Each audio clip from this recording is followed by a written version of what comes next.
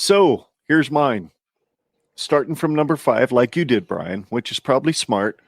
And I'm too cool from school, so I'm gonna just do this. My number 5 is Chris Kleiman. Mostly because over the last few weeks, that dude has figured out how to kick the living shit out of Oklahoma State, 48-0. I think he beat Baylor in that time too, without Adrian Martinez. And Adrian went out in the first quarter of that Baylor game, left, and the guy came in behind him, Will Powers or whatever his name was, Will Power, I guess. Yeah, and yeah, they haven't skipped a beat because you know what Chris Kleiman and his quarterback coach can do? And develop a fucking backup. Lance Leipold is my second, my number 4 guy, just because what he did he left Buffalo better than than it was when he left. He left obviously Wisconsin Whitewater after winning 17 national freaking championships in a row or something like that, goes to Buffalo, makes them better, and leaves them better than when he left. And obviously, he's only going to make Kansas better.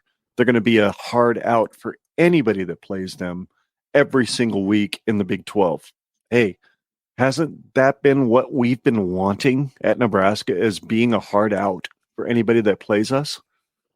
Granted, there's been games over the last 2 years where we've been a hard out, but they knew all they had to do was stick to it until the fourth quarter, and they would beat us. Mm-hmm. They knew they would beat us. With a Leipold coach team, they wouldn't know that for sure. In my opinion, they wouldn't know that. Kyle Whittingham, which we'll get into a little bit deeper. Well, no, we won't, because he's not in the top 3. But for me, for his 19 years at Utah, because he's been the only coach at Utah since Urban Meyer left to go coach Florida. And all he's done is go to, what has he been there? 19 years. He's gone to 11 bowl games. He's won like 9 of them. I mean, the guy knows what he's doing to make a football team tough to beat.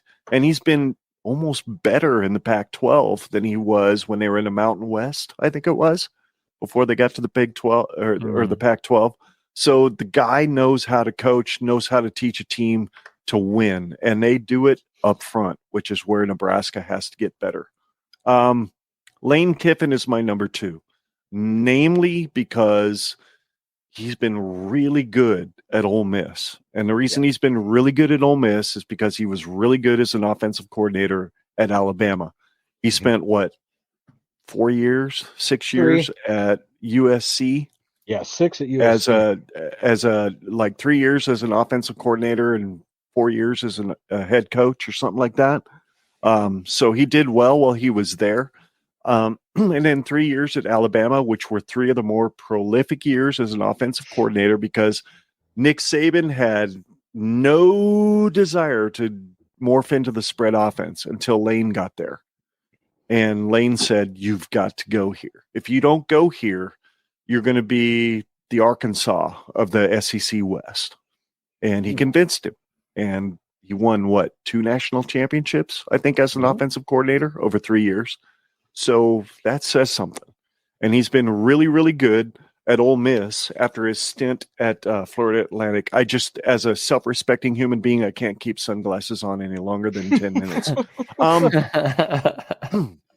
My number 1 is Matt Rule. Not because of his NFL resume, because he really doesn't have one, but because of what he was able to do at Temple.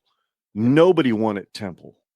There was a couple of guys 2 or 3 years before he got there that got them to 8 wins, but nobody, as far as I could see, as far back as I won 10 games at Temple. Nobody won 10 games at Temple.